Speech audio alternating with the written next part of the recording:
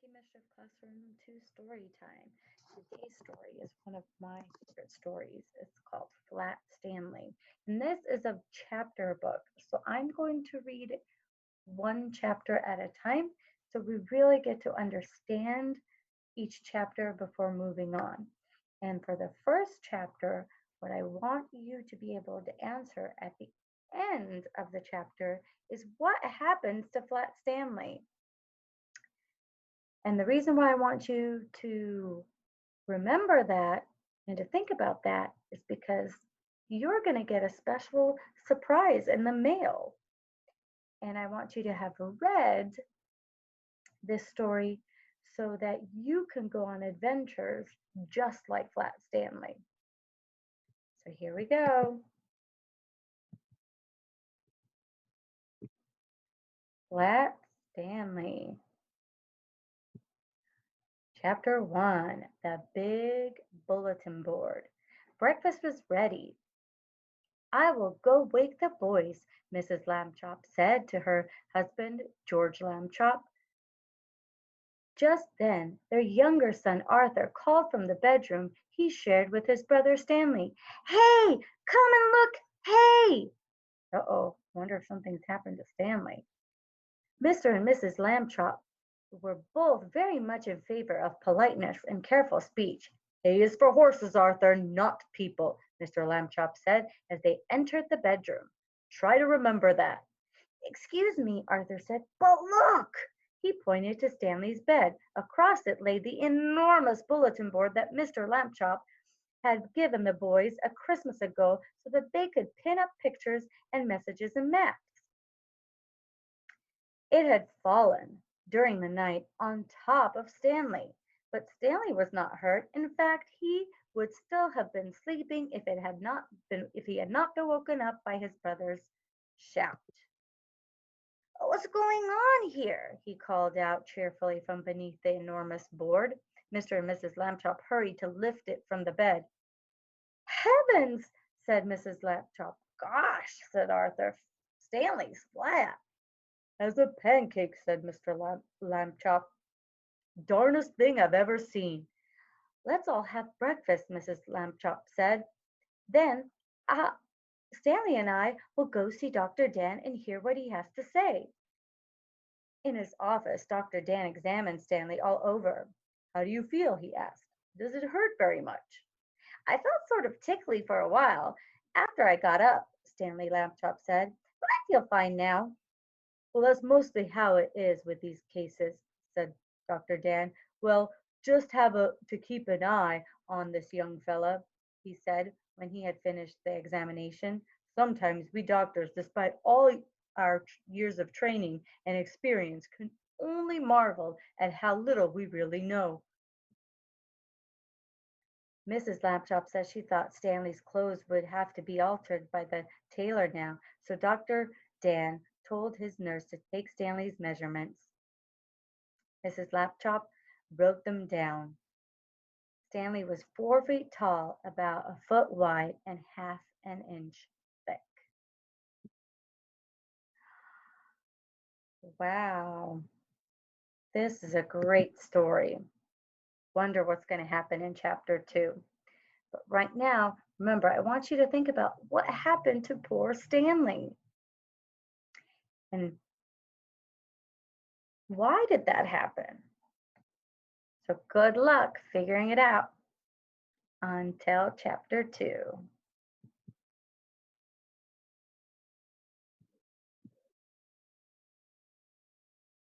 Chapter 2, Being Flat.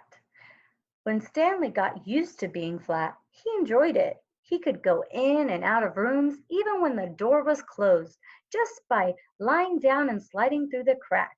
At the bottom, Mr. and Mrs. Lambchop said it was silly, but they were quite proud of him. Arthur got jealous and tried to slide under a door, but he just banged his head. Being flat could also be helpful, Stanley found. He was taking a walk with Mrs. Lambchop one afternoon when her favorite ring fell from her finger. The ring rolled across the sidewalk and down between the bars of a grating that covered a deep, dark shaft. Mrs. Lambchop began to cry. I have an idea, Stanley said. He took the laces out of his shoes and an extra pair out of his pocket and tied them all together to make one long lace. Then he tied one end of that to the back of his belt and gave the other end to his mother. Lower me, he said, and I will look for the ring. That's very thoughtful of Stanley. Thank you, Stanley, Mrs. Lapchop said. She lowered him between the bars and moved him carefully up and down and from side to side so that he could search the whole floor of the shaft. Two policemen came by and stared at Mrs. Lambchop as she stood holding the long lace that ran down through the grating. She pretended not to notice them. What's the matter, lady? The policeman asked. Is your yo-yo stuck? I am not playing with a yo-yo, Mrs. Lambchop said sharply. My son is at the other end of this lace, if you must know. Get the net, Harry, said the second policeman. We have caught a cuckoo. Just then, down the shaft, Stanley cried out, Hooray! Mrs. Lambchop pulled him up and saw that he had the ring. Good for you, Stanley, she said, and then she turned angrily to the policeman. A cuckoo, indeed, she said. Shame. The policeman apologized. We didn't get it, lady, they said. We have been hasty. We see that now. People should think twice before making rude remarks, said Mrs. Lambchop, and then not make them at all. She's got a point there. You always want to be polite. The policeman realized that was a good rule and said that they would try to remember it. One day, Stanley got a letter from his friend Thomas Anthony Jeffrey, whose family had moved recently to California. Hey, that's where we live. A school vacation was about to begin, and Stanley was invited to spend it with the Jeffreys. Oh boy, Stanley said, I would love to go. Mr. Lapchop sighed. A round trip train or airplane ticket to California is very expensive, he said. I will have to think of some cheaper way. When Mr. Lambchop came home from the office that evening, he brought with him an enormous brown paper envelope. Now then, Stanley, he said, try this for size. The envelope fit Stanley very well. There was even room left over, Mrs. Lambchop discovered, for an egg salad sandwich made with thin bread and a toothpaste case filled with milk. They had to put a great many stamps on the envelope to pay for both airmail and insurance, but it was still much less expensive than a train or airplane ticket to California. The next day, Mr. and Mrs. Lambchop slid Stanley into his envelope, along with the egg salad sandwich and the toothbrush case full of milk, and mailed him from the box on the corner. The envelope had to be folded to fit through the slot, but Stanley was a limber boy, and inside the box he straightened right up again. Limber meaning you're flexible. Mrs. Lambchop was nervous because Stanley had never been away from home alone before. She rapped on the box. Can you hear me, dear? She called. Are you all right? Stanley's voice was quite clearly. I'm fine. Can I eat my sandwich now? Wait an hour and try not to get overheated, dear, Mrs. Lambchop said. Then she and Mr. Lambchop cried out, Goodbye, goodbye, and went home. Stanley had a fine time in California. When the visit was over, the Jeffreys in returned him in a beautiful white envelope they had made themselves. It had red and blue markings to show that it was airmail, and Thomas Jeffrey had lettered it valuable and fragile, and this end up on both sides. Back home, Stanley told his family that he had been handled so carefully he never felt a single bump. Mr. Lambchop said it proved that jet planes were wonderful, and so was the postal service, and that this was a great age in which to live. Stanley thought so too. Wow, that was a great chapter. A lot happened. So I want you to think about all the ways that it was an advantage to be flat like Stanley. Boy, I wish I could be flat and be mailed all over the world. Sure love to see the world that way. Let me know what you would love to do if you were flat. Good luck. Mr. Lambchop had always liked to take the boys out with him on Sunday afternoons to a museum or roller skating in the park, but it was difficult when they were crossing streets or moving about in crowds. Stanley and Arthur would often be jostled from side to side, and Mr. Lampchop worried about speeding taxis or that hurrying people might accidentally knock them down. It was easier after Stanley got flat. Mr. Lambchop discovered that he could roll Stanley up without hurting him at all. He would tie a piece of string around Stanley to keep him from unrolling and make a little loop in the string for himself. It was as simple as carrying a parcel, and he could hold on to Arthur with the other hand. Stanley did not mind being carried because he had never much liked to walk. Arthur didn't like to walk either, but he had to. It made him mad. Poor Arthur. One Sunday afternoon in the street, they met Ralph Jones, an old college friend of Mr. Lampchop's. Well, George, I see you have brought some wallpaper, Mr. Jones said. Going to decorate your house, I suppose. Wallpaper, said Mr. Lambchop. Oh no, this is my son Stanley. He undid the string and Stanley unrolled. How do you do? Stanley said. Nice to meet you, young feller, the man said. George, he said to Mr. Lambchop, that boy is flat.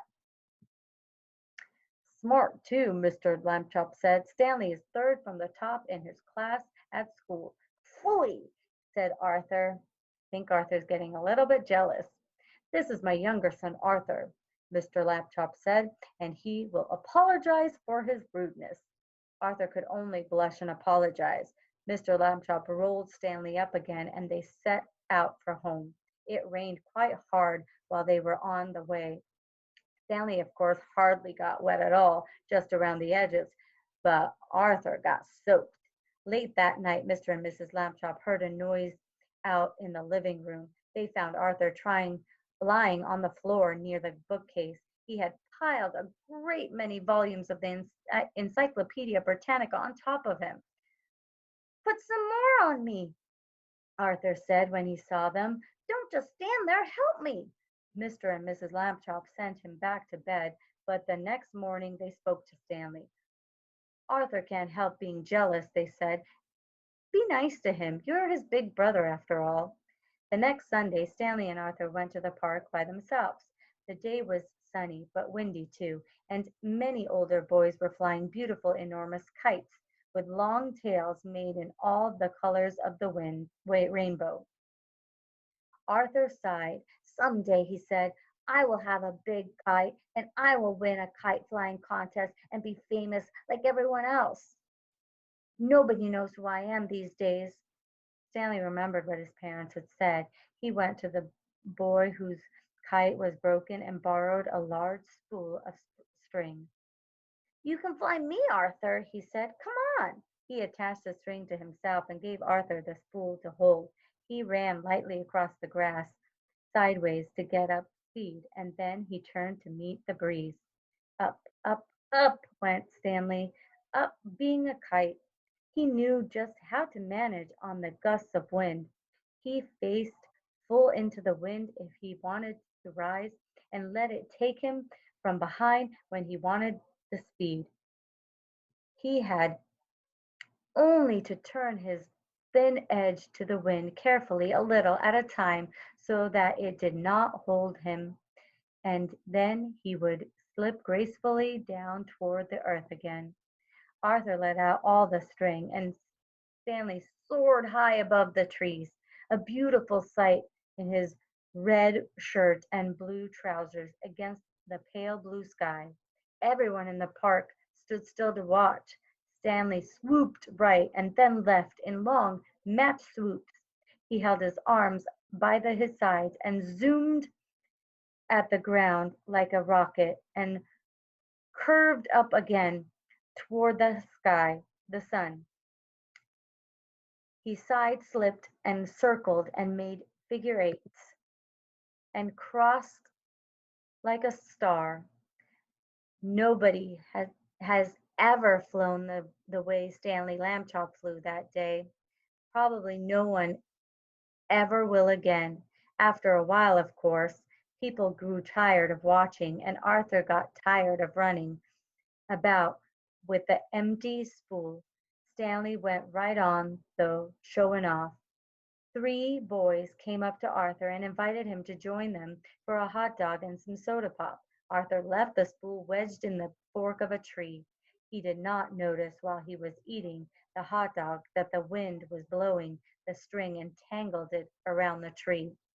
The string got shorter and shorter, but Stanley did not realize how low he was until leaves brushed his feet. And then it was too late. He got stuck in the branches.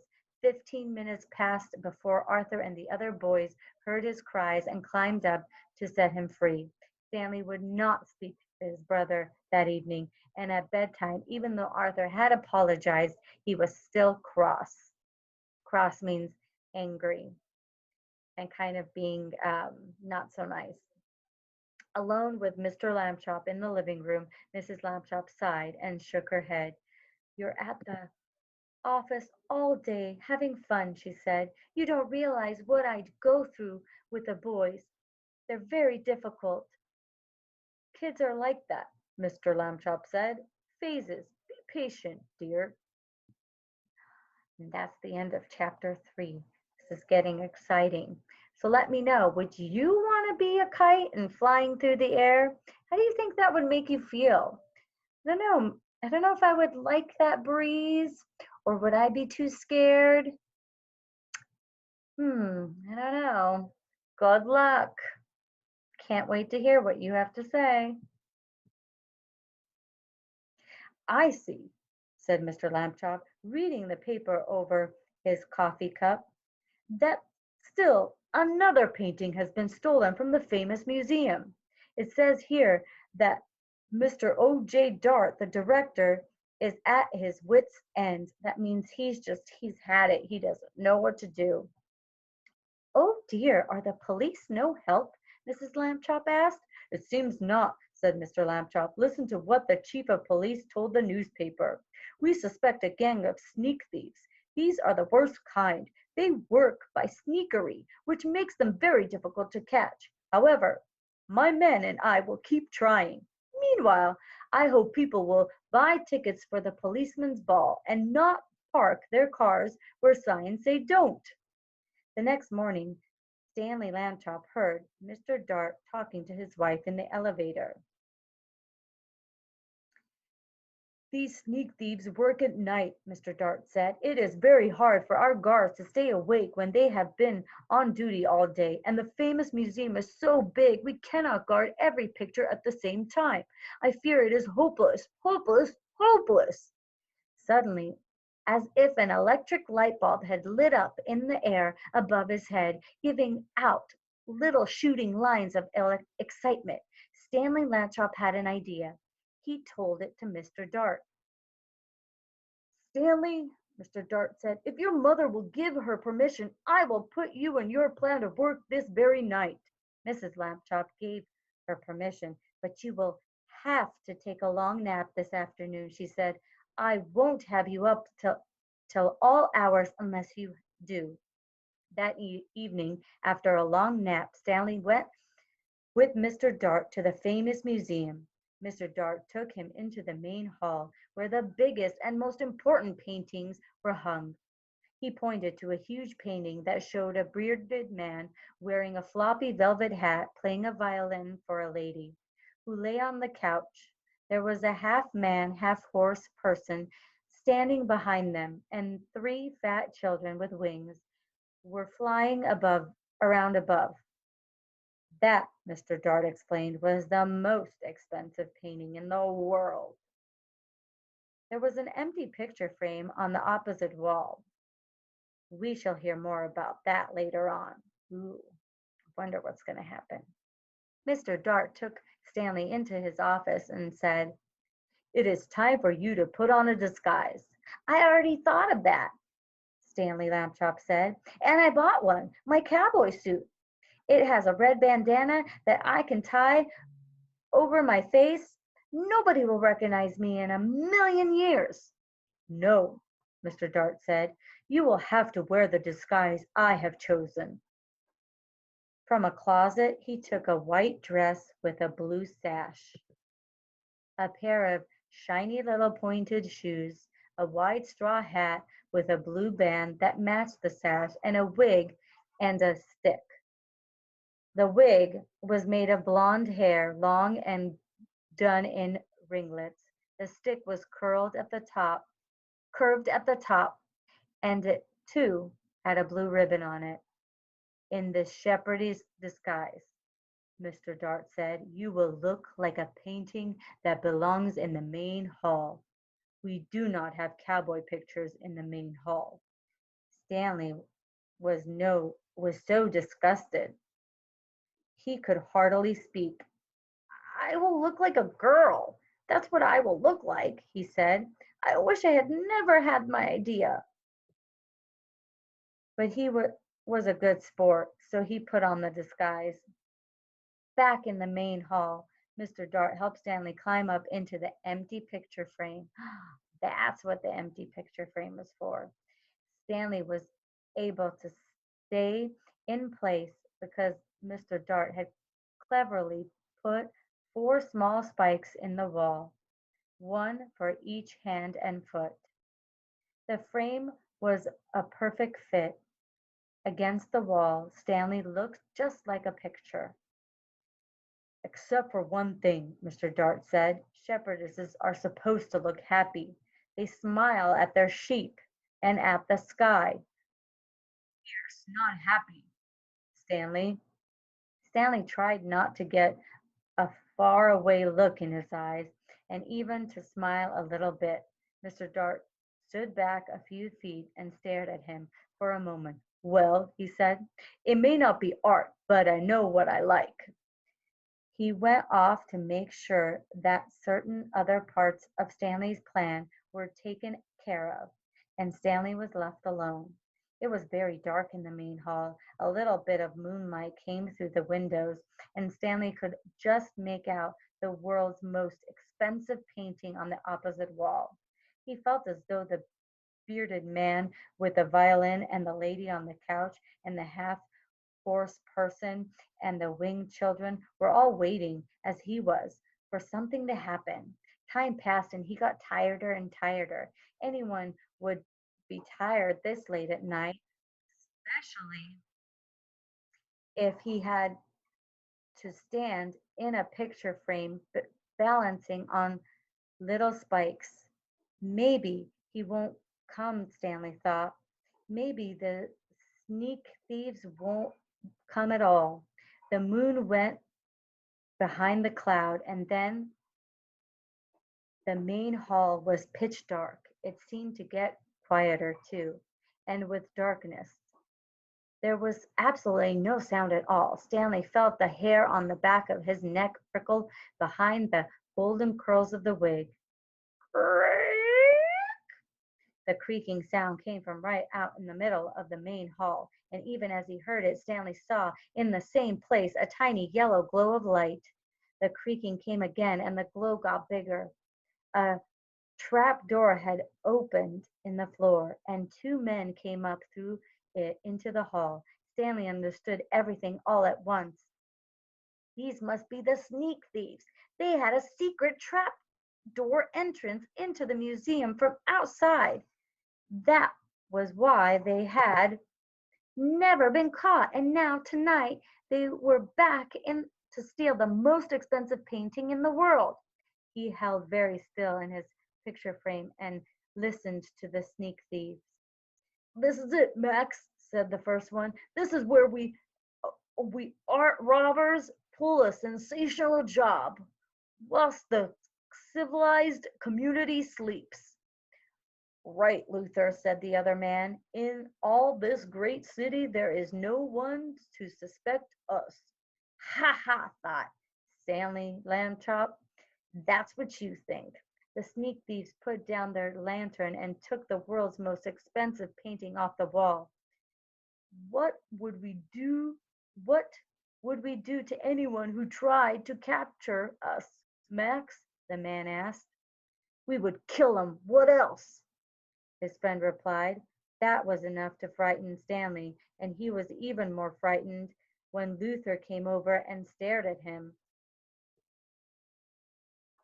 This sheep girl, Luther said.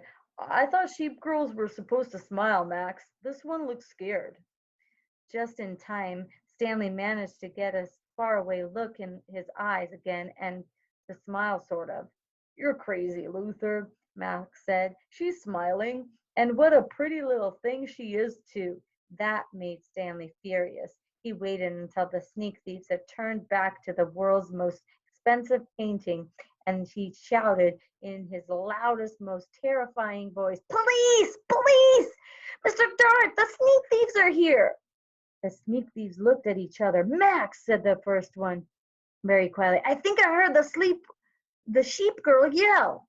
I think I did too, said Max in a quivery voice. Oh boy, yelling pictures. We both need arrest. You'll get arrest all right, shouted Mr. Dart, rushing in with the chief of police and lots of guards and policemen behind them. You'll get arrested. That's what. Ha ha. Ha! The sneak thieves were too mixed up by Mr. Dart's joke and too frightened by the policeman to put up a fight. Before they knew it, they had been handcuffed and led away to jail. The next morning, in the office of the chief of police, Stanley Lambchop got a medal. The day after that, his picture was in all the newspapers. Wow, he really saved the day. So I want you to tell me how he helped his neighbor. Good luck.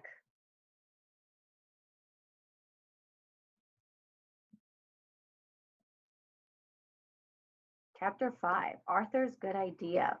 For a while, Stanley Lambchop was a famous name. Everywhere that Stanley went, people stared and pointed at him. He could hear them whisper, Over there, Agnes, over there. That must be Stanley Lambchop, the one who caught the sneak thieves. And things like that. But after a few weeks, the whispering and the staring stopped. People had other things to think about. Stanley did not mind. Being famous had been fun, but enough was enough. And then came a further change, and it was not a pleasant one. People began to laugh and make fun of him as he passed by. Hello, super skinny, they would shout, and even ruder things about the way he looked. Stanley told his parents how he felt. It's the other kids I mostly mind, he said. They don't like me anymore because I'm different, flat. Shame on them, Mrs. Lambchop said. It is wrong to dislike people for their shapes or their religion, for that matter, or the color of their skin. I know, Stanley said, only maybe it's impossible for everybody to like everybody. Perhaps, said Mrs. Lambchop, but they can try. That's right. You don't have to like everybody, but you have to learn to be polite and nice. Later that night, Arthur Lambchop was woken by the sound of crying. In the darkness, he crept across the room and knelt by Stanley's bed. Are you okay? He said. Go away, Stanley said.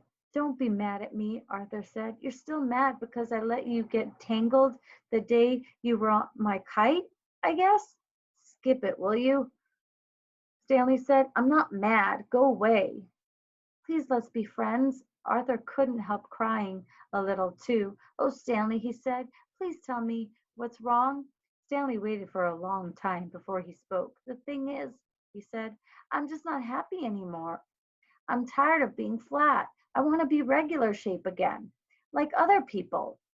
But I'll have to go on being flat forever. It makes me sick. Oh, Stanley, Arthur said. He dried his tears on a corner of Stanley's sheet and could think of nothing more to say. Don't talk about what I just said, Stanley told him. I don't want the folks to worry. That would only make it worse.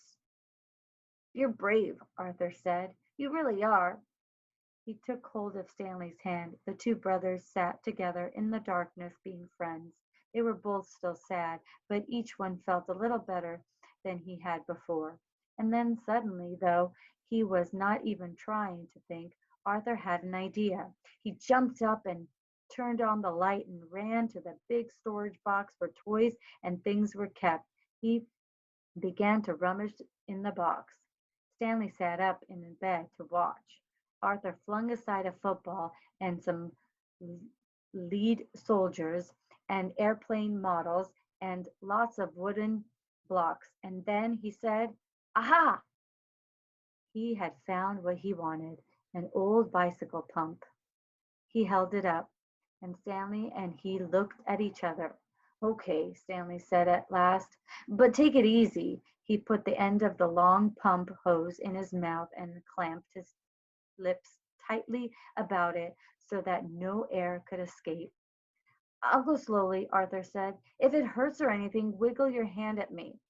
He began to pump. At first, nothing happened except that Stanley's cheeks bulged a little. Arthur watched his hand, but there was no wiggle signal, so he pumped on. Then suddenly, Stanley's top half began to swell. It's working, shouted Arthur, pumping away. Stanley spread his arms so that the air could get around inside him more easily. He got bigger and bigger. The buttons of his pajamas top burst off. Pop, pop, pop! A moment more, and he was all rounded out, head and body, arms and legs, but not his right foot. That foot stayed flat. Arthur stopped pumping. It's like trying to do the very last bit of those long balloons, he said. Maybe a shake would help. Stanley shook his right foot twice, and with a little whooshing sound, it swelled up to match the left one.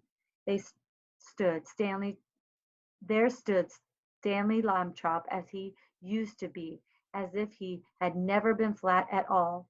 Thank you, Arthur, Stanley said. Thank you very much.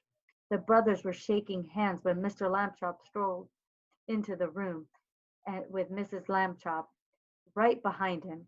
We heard you, said Mr. Lambchop, up and talking when you ought to be asleep, eh? Shame on George, said Mrs. Lambchop. Stanley's round again. You're right, said Mr. Lambchop, noticing. Good for you, Stanley. I'm the one who did it, Arthur said. I blew him up. Everyone was terribly excited and happy, of course. Mrs. Lambchop had made hot chocolate to celebrate the occasion, and several toasts were drunk to Arthur for his cleverness.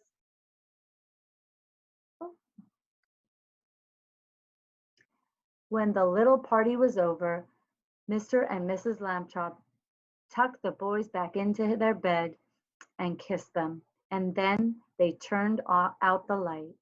Good night, they said. Good night, said Stanley and Arthur. It had been a long and tiring day. Very soon all the Lambchops were asleep. The end. That is an amazing story. And what's really cool about the Flat Stanley story is that there's multiple stories written about Flat Stanley and his adventures. I will read some more. But for now, I want you to think about what were the reactions towards him for being flat, and how did that change as the story went on? Good luck. Can't wait to hear.